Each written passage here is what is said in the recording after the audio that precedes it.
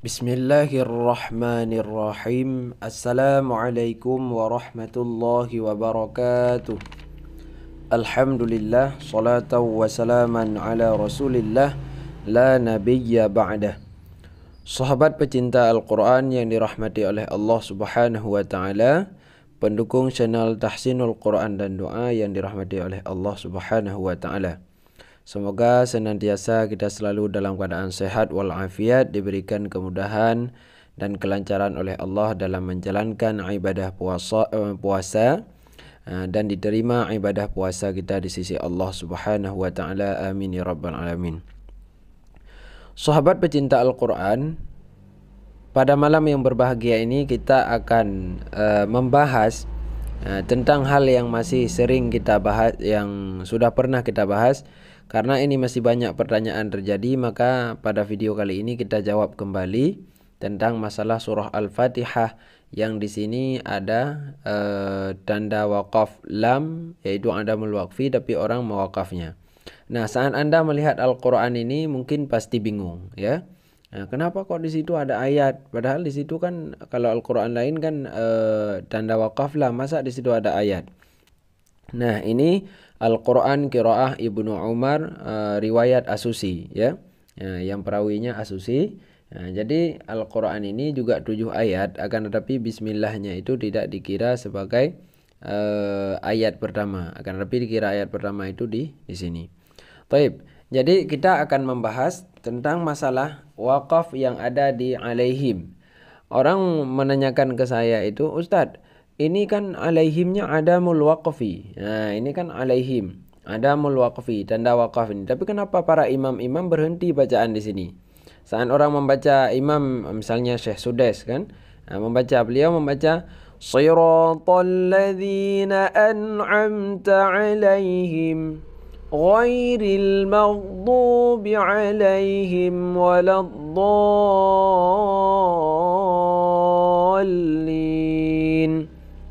Kenapa beliau wakaf di sini? Padahal ini adamul waqfi. Nah, di sini terjelas dalam kitab ini. Di sini jelas tertulis yang bahwa la itu wakaf, wakaf mamnu'. Tidak boleh berhenti. Ya. La ini kalau ada tanda la di dalam Al-Quran, maka itu adalah wakaf mamnu', tidak boleh berhenti. Tapi kenapa para imam di sini berhenti? Maka jawabannya itu, jadi wakaf mamnu' itu murajaahnya, marja'nya kepada arti juga. Jadi kembali kepada arti.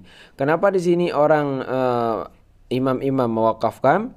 Yang pertama, karena ada riwayat Al-Quran yang menyatakan yang bahwa ini adalah, di situ adalah ayat.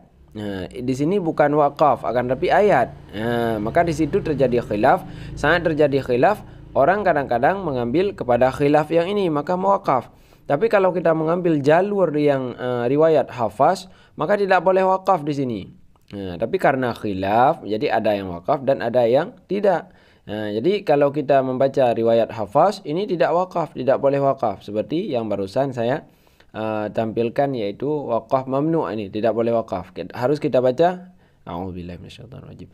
Shiratal ladzina an'amta 'alaihim ghairil maghdubi 'alaihim waladdallin. Harus begitu kalau qiraah Hafaz. Akan tetapi imam-imam di Mekah dan imam-imam di Indonesia juga ramai, seperti Muzammil juga wakaf di sini. Ini karena di sini ada yang mengira 2 ayat, dan antara ayat ini dan antara kalimat ini dan ini itu ada perbedaan artinya. Jadi sudah bermasalah-masalah baru. Shiratal ladzina an'amta 'alaihim, jalan orang-orang yang telah engkau beri nikmat alaihim, di atas mereka itu. Nah, itu kan udah salah satu masalah.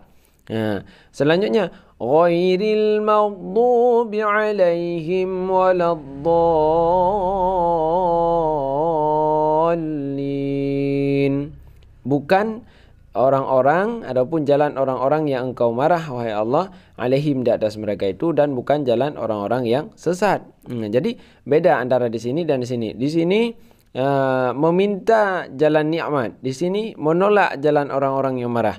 Jadi ini sebut, ini nafi. Jadi di saat itu maka ikhtilaf daripada ulama-ulama yang bahwa di sini adalah ayat. Kalau riwayat yaitu riwayat Asusi, riwayat Asusi dari qiraah Ibnu Umar, maka ini adalah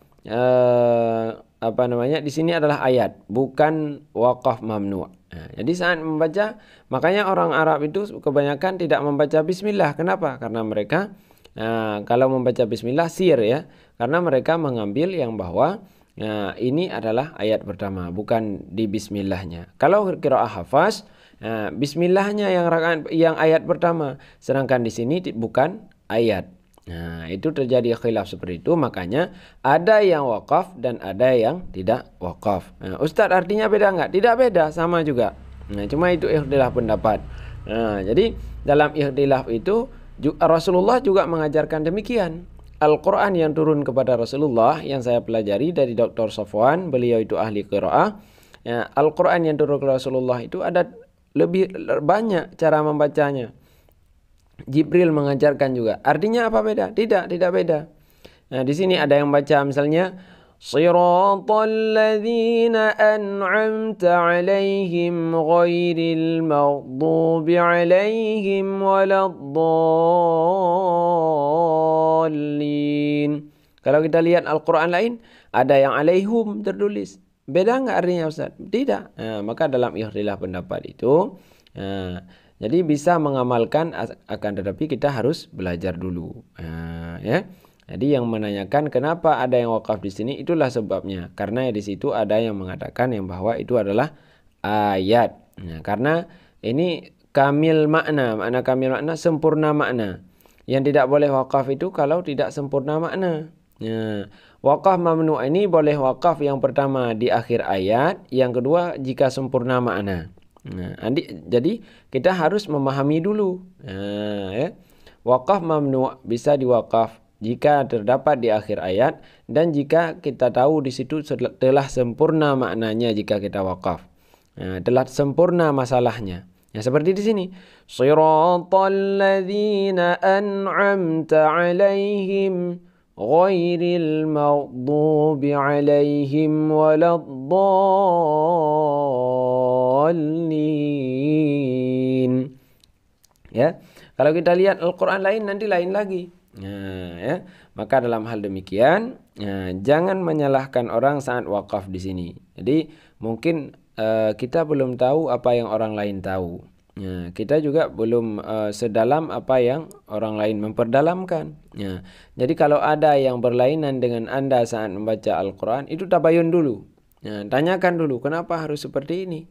Jangan langsung mengatakan salah itu bacaannya, bid'ah itu, syiah itu. Bahkan ada yang mengatakan bacaan syiah. Ya. Ada orang baca Al-Fatihah misalnya begini.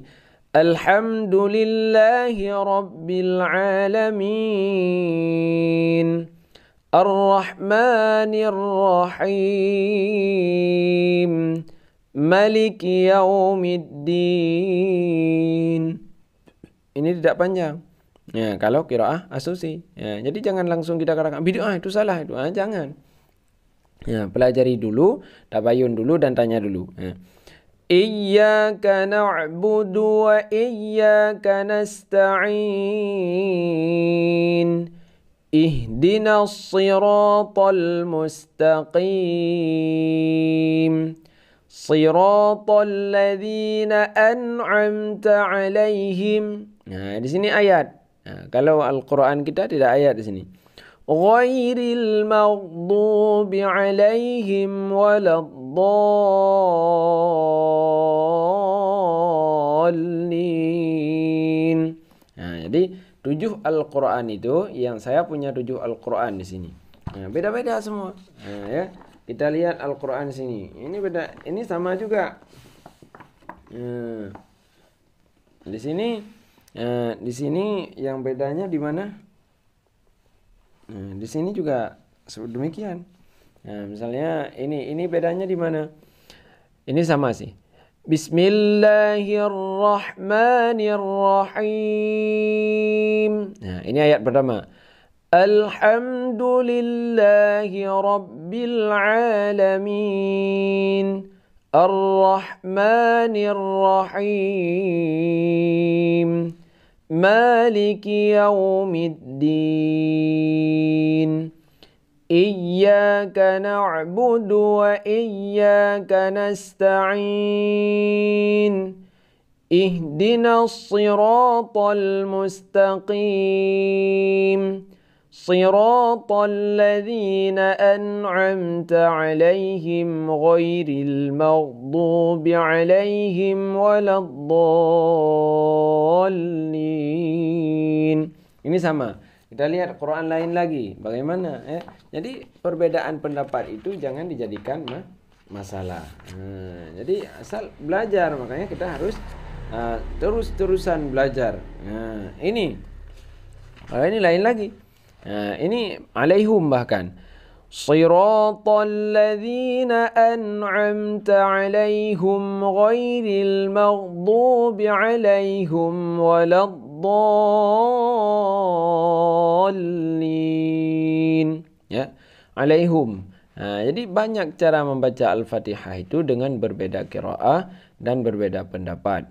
Jadi kalau Anda sudah memahami, supaya tidak ada terjadi kesalahpahaman. Taib, itu saja untuk malam yang berbahagia ini. Semoga bermanfaat.